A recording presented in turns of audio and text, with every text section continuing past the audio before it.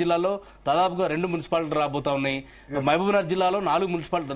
మహబూబ్నగర్ జిల్లాలో ఉమ్మడి మహబూబ్నగర్ జిల్లాలో దాదాపు 8 మున్సిపాలిటీ మేము గెలవబోతున్నాం సార్. 8 గెలవబోతున్నాం.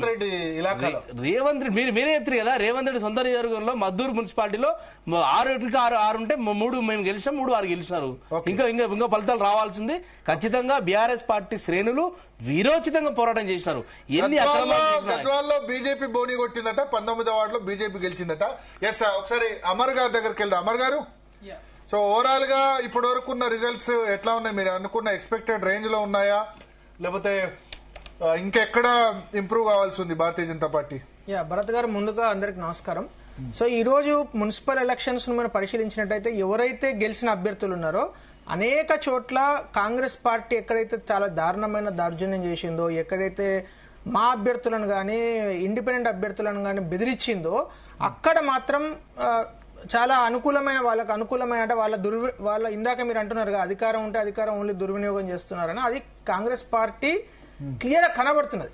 సో ఆ కాంగ్రెస్ పార్టీ ఏదైతే అనేక ఎక్కడైతే మున్సిపాలిటీలలో ఈ రోజు మెజారిటీ వస్తుందో, ఎక్కడైతే ప్రజాస్వామిక బద్దంలో ఎక్కడైతే ట్రాన్స్పరెంట్ గా ఎలక్షన్ జరిగిందో అక్కడ కాంగ్రెస్ పార్టీ ఓడిపోతున్నది. అది క్లియర్ గా కనబడుతున్నది. సో ఇప్పుడు మనం చూసినట్టయితే ఖమ్మం కానీ, నల్గొండ కానీ, పాత అంటే ఉమ్మడి వరంగల్ జిల్లా కానీ, ఈ 3 జిల్లాలలో కాంగ్రెస్ పార్టీ చాలా అప్పర్ హ్యాండ్ కనబడుతున్నది. అదే ఉత్తర తెలంగాణకు వచ్చినట్టయితే నేను నల్గొండ చెప్తాను. నల్గొండ అయితే క్లియర్ గా కాంగ్రెస్ పార్టీ ఉంది. నందికొండ మున్సిపాలిటీ కాంగ్రెస్ కైవసం, చెండూరు మున్సిపాలిటీ రాజగోపాల్ రెడ్డి కాంగ్రెస్ పార్టీ కైవసం, హాలియా మున్సిపాలిటీ కాంగ్రెస్ కైవసం, చిట్యాల మున్సిపాలిటీ కాంగ్రెస్ కైవసం. సో ఇది నల్గొండ జిల్లాకు సంబంధించి ఓవరాల్ రిజల్ట్. కరీంనగర్ జిల్లా చూడండి, నిజామాబాద్ జిల్లా చూడండి, ఆదిలాబాద్ జిల్లా చూడండి, తర్వాత మెదక్ లో కూడా సర్ప్రైజింగ్లీ భరత్ గారు, మెదక్ లో ఎప్పుడు కూడా భారతీయ జనతా పార్టీ ఇంతకు ముందు కౌన్సిలర్లు గెలిచిన సందర్భాలు లేవు. కానీ ఈరోజు మీరు అబ్జర్వ్ చేసినట్లయితే నర్సాపూర్ లో కావచ్చు, తర్వాత మెదక్ లో కావచ్చు, దుబ్బాక రిజల్ట్స్ స్టార్ట్ కాలేదు, దుబ్బాక మున్సిపాలిటీ కావచ్చు, ఇవన్నీ మున్సిపాలిటీల్లో ఈసారి ఖచ్చితంగా భారతీయ జనతా పార్టీ గెలుస్తుందని మేయర్ అంటే municipal chairman Bharatiya Janata party ఉంటాడని మేము అనుకుంటున్నాము. కొంచెం ఏమైనా తక్కువ వచ్చినా హంగ్ వచ్చినా కూడా king maker Bharatiya Janata party ఉంటుందని చాలా క్లియర్ గా కనబడుతున్నది. ఎక్కడైతే రకాల సర్ప్రైజింగ్ రిజల్ట్ చెప్తాను. 1వ వార్డు బీఆర్ఎస్, 4వ వార్డు ఐఎన్సీ, 6వ వార్డు బీఆర్ఎస్, 9వ వార్డు బీజేపీ, 12వ వార్డు బీజేపీ, 15వ వార్డు బీజేపీ, 17వ వార్డు కాంగ్రెస్.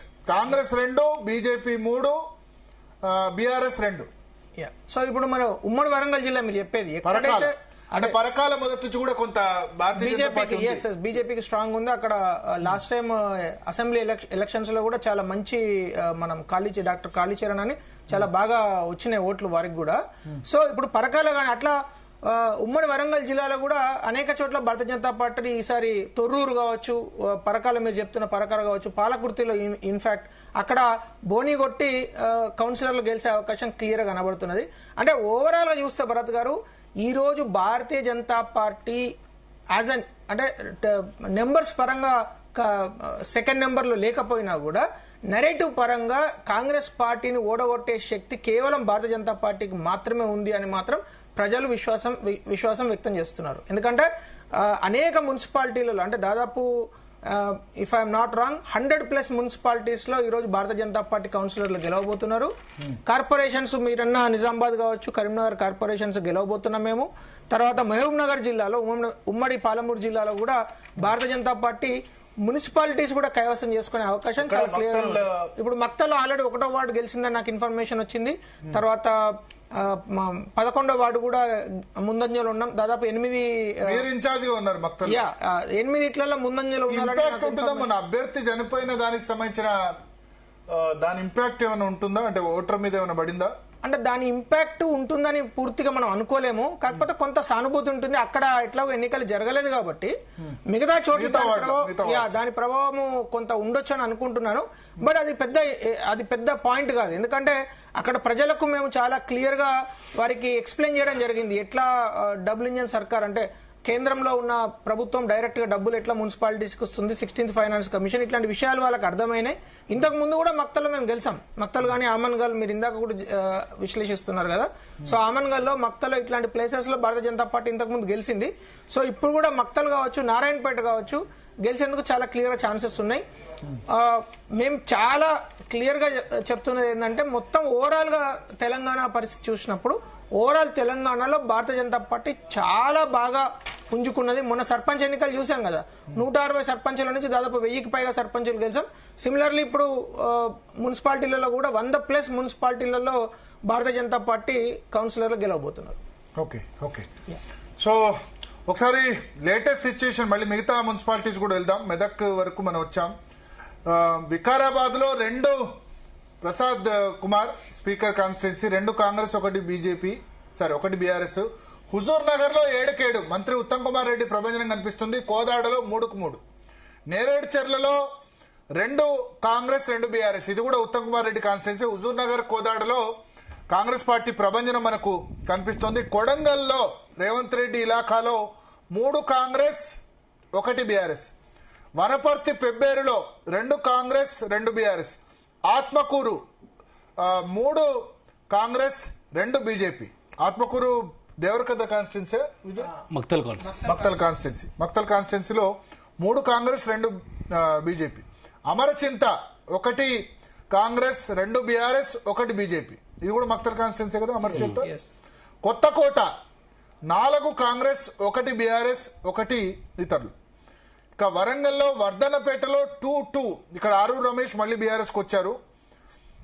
యాదాద్రి భువనగిరిలో ఆలేరులో 1 కాంగ్రెస్, బీఆర్ఎస్ 3. ఆలేరులో భువనగిరిలో 5 కాంగ్రెస్, 1 బీఆర్ఎస్, 1 బీజేపీ, 2 ఇండిపెండెంట్లు. చౌటుప్పల్లో 1 కాంగ్రెస్. మోత్కూర్లో 2 కాంగ్రెస్, 2 బీఆర్ఎస్. యాదగిరిగుట్టలో 4 కాంగ్రెస్, 1 బీజేపీ. మెదక్లో 5 కాంగ్రెస్, 6 బీఆర్ఎస్, 1 బీజేపీ. నర్సాపూర్లో 1 కాంగ్రెస్, 2 బీఆర్ఎస్, 2 బీజేపీ. రామాయంపేటలో 3 కాంగ్రెస్, 1 బీఆర్ఎస్. తూప్రాన్ కేసీఆర్ నియోజకవర్గంలో 1 కాంగ్రెస్, 4 బీఆర్ఎస్, 1 బీజేపీ. సిద్దిపేటలో దుబ్బాకలో 1 బీఆర్ఎస్, 1 బీజేపీ. హుస్నాబాద్ లో పొన్నం ప్రభాకర్ నియోజకవర్గంలో 7-7 కాంగ్రెస్ పార్టీ. ఇక కార్పొరేషన్ సంబంధించి మహబూబ్నగర్ కార్పొరేషన్ లో కాంగ్రెస్ 1 లీడింగ్, రామగుండ కార్పొరేషన్ లో కాంగ్రెస్ పార్టీ 1 లీడింగ్.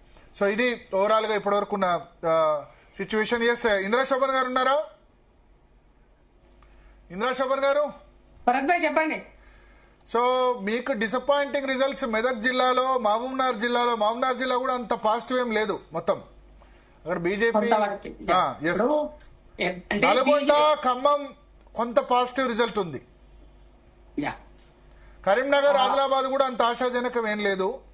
వరంగల్ కూడా ఆశాజనకంగా లేదు. వరంగల్ సర్ప్రైజింగ్ బీఆర్ఎస్ కే సముద్రంలో 16కి 9 వచ్చేసిన 16కి 9 బీఆర్ఎస్ వచ్చేసాయి ఆల్రెడీ. ఐజా 13 విజయం. ఎస్, ఇప్పుడు రిజల్ట్స్ అన్ని కూడా ఒక మిక్స్డ్ గా కొన్ని దగ్గరలో మిక్స్డ్ ఫలితాలు కనబడుతున్నాయి. ఎక్కడైతే బీజేపీ కొంత స్ట్రాంగ్ గా ఉండి కొంచెం చేయగలుగుతుందో అక్కడ కొంత బీఆర్ఎస్ మనకి తీసుకున్నట్టే కనబడుతుంది. ఇవాళ మీరు మెదక్ ఎగ్జాంపుల్ తీసుకుంటే, లెట్ మీ కంప్లీట్. మెదక్ ఎక్కడైతే నేను ఎగ్జాంపుల్ ఏం చెప్తున్నానంటే, అక్కడ ఎంపీగా రఘునందన్ గారు ఉన్నారు. సో రఘునందన్ ప్రజల్లో ఉండేటువంటి వ్యక్తి. సో రఘునందన్ ఎంపీ అయిన తర్వాత కొంత ఆయన యొక్క ప్రభావాన్ని ఆ ఏరియాలో కొంత ఎఫెక్టివ్ గా కనిపించడానికి అక్కడక్కడ కొన్ని పొజిషన్స్ ని బీజేపీ తీసుకున్నది గమనించండి. ఇది కంప్లీట్ అయినాక ఒక అనాలిసిస్ లో కూడా మీకు తెలుస్తుంది ఎందుకు బీఆర్ఎస్ బీజేపీ. అక్కడ మా ఓటు మరొక మంత్రి మంతని మున్సిపల్ లో 1, 7, 8, 10, 11 కాంగ్రెస్ పార్టీ ఘన విజయం. శ్రీధర్ బాబు క్లీన్ స్వీప్ చేస్తున్నారు. మంత్రులందరూ కూడా మంచి క్లీన్ స్వీప్ చేస్తున్నారు. కొంత వివేక్ వెంకటస్వామిదే చెన్నూరు కేతన్పల్లో డౌట్ ఉంది. అదర్వైజ్ మిగతా మంత్రులందరూ పెర్ఫార్మెన్స్ కూడా బాగుందని మేమంటే బీఆర్ఎస్ బీజేపీ అధికార దుర్వినియోగం అంటారు. ఇప్పుడు వాళ్ళు అంతకన్నా ఎక్కువ మాట్లాడతారు. 10 సంవత్సరాలు చేసిన అదే పని, ఓటు నోటు తప్ప వాళ్ళకి ఇంకోటి ఏమన్నా ఉండిందా 10 సంవత్సరాలు? ఇవాళ కొత్తగా ప్రతిపక్షం బ్రాండ్ అంబాసిడర్ మీరమ్మా రేవంత్ రెడ్డి గారు. ఓటుకు నోటు అనేది బ్రాండ్ అంబాసిడర్ రేవంత్ రెడ్డి గారు. దేశం అంతా తెలుసు కదా అది. ఎలక్షన్ ఓటుకు నోటు అనే brand ambassador Revanth Reddy. TRS 10 సంవత్సరాలు. ఇవాళ మీరు మాట్లాడితే దయ్యాలు వేదాలు వల్లించినట్టే ఉంటది. కాసేపు ఆగు విజయ్. నేనేం చెప్తున్నా అంటే, మీరు ఖమ్మంలో 22 వార్డుల్లో 11 కాంగ్రెస్, 1 టీడీపీ. తెలుస్తుంది ప్రతిపక్ష ఓటు బీజేపీ బీఆర్ఎస్ వాళ్ళిద్దరే చీల్చుకున్నారు. కాంగ్రెస్ ఓటు బ్యాంక్ కాంగ్రెస్ కి వచ్చిందన్నది చెప్పాల్సిన అవసరం ఉంది ఇక్కడ. కానీ మాక్సిమం గా కాంగ్రెస్ ఊహించిన దానికన్నా అత్యధిక స్థానాలతోటి మున్సిపాలిటీని కైవసం చేసుకోబోతుంది. ఇక్కడ పోటీ అలా బీఆర్ఎస్ ఒక బిగ్ బ్రేకింగ్. సిరిసిల్లలో గులాబీ సునామీ మొదటి రౌండ్ లో 39 వార్డులకు గాను 25 వార్డులో బీఆర్ఎస్ లీడ్ లో ఉందట. KTR constituency as expected. 39 వార్డులకు గాను 25 వార్డులో బీఆర్ఎస్ గెలిచే ఛాన్స్ ఉన్నట్టుగా అక్కడ చెప్తున్నారు. Devarakadra municipality Congress 6, BRS 4, BJP 1, independent 1. So మొత్తం 12 ఉంటాయో దేవరకద్రలో? 12 ఉన్నాయి. సో దేవరకద్ర మున్సిపాలిటీ కాంగ్రెస్ కైవసం చేసే అవకాశం ఉంది. బట్ బీఆర్ఎస్ కొంత టఫ్ ఫైట్ ఇచ్చిన పరిస్థితి మనకు కనిపిస్తుంది. భువనగిరి మున్సిపాలిటీకి సంబంధించి 9 వార్డుల ఫలితాలు వచ్చాయి. 1 బీఆర్ఎస్, 2 కాంగ్రెస్, 3 కాంగ్రెస్. ఓవరాల్ గా కాంగ్రెస్ 4, కాంగ్రెస్ 5, బీఆర్ఎస్ 1, బీజేపీ 1, స్వతంత్ర అభ్యర్థి 1. ఎస్ ఇంద్రా శోభన్ గారు కంటిన్యూ చేయండి. ఇప్పుడు నేనేమంటున్నానంటే భరత్ మీరు గమనించినట్లయితే ఖమ్మము పూర్తిగా 3 మంత్రులు డెఫినెట్ గా వాళ్ళ యొక్క పర్ఫార్మెన్స్ నేపథ్యంలో ఖమ్మం ఎప్పుడు కాంగ్రెస్ అనేది మరోసారి ప్రూవ్ చేశారు.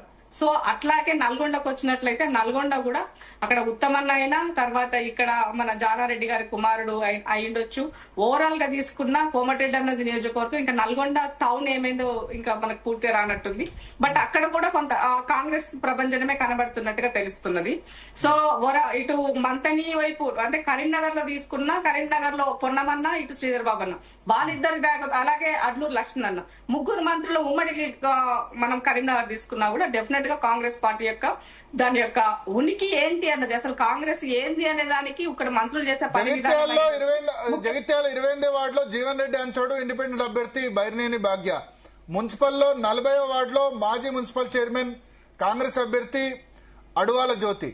1వ వార్డులో జీవన్ రెడ్డి అంచోడు గెలిచారు. 25వ వార్డులో జీవన్ రెడ్డి అంచోడు గెలిచారు. జీవన్ రెడ్డి అంచర్లు ఇప్పటి వరకు 3-4 గెలిచారు. కాంగ్రెస్ అభ్యర్థులు 3 గెలిచారు. కాంగ్రెస్ అంటే ఇప్పుడు ఒరిజినల్ కాంగ్రెస్ అక్కడ సంజయ్ కుమార్, జీవన్ రెడ్డి హోరాహోరీ నిలబడుతున్నారు. ఇప్పుడు వాళ్ళంతా కాంగ్రెస్ కుటుంబ సభ్యులే కదా భరత్ భాయ్, ఎందుకంత వెటకారంగా మాట్లాడుతున్నారు మీరు? కాంగ్రెస్ వాళ్ళు ఎవరు చేస్తారు? సంజయ్ కూడా కాంగ్రెస్ కుటుంబ ఉండొచ్చు కానీ వ్యక్తులు అయితే కాంగ్రెస్ వాళ్ళే కదా వాళ్ళు. సో అవకాశం రాని సందర్భంలో ఇండిపెండెంట్ లైన్